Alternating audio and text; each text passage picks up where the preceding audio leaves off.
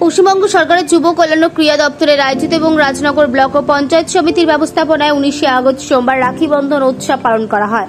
দিনটি যথাযথ মর্যাদায় উদযাপনের পাশাপাশি সাংস্কৃতিক অনুষ্ঠানেরও আয়োজন করা হয়।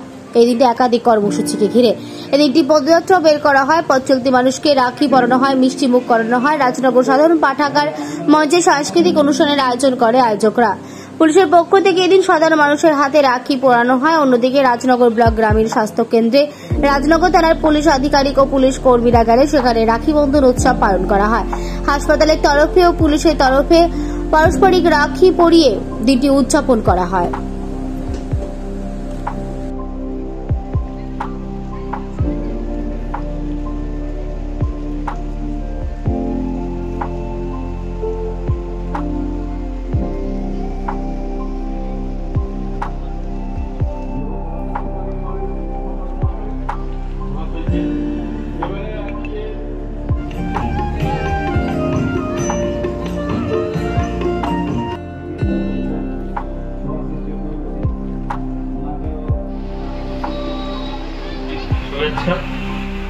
আজকে রাখি দিবস অর্থাৎ রাখি বন্ধন দিবস।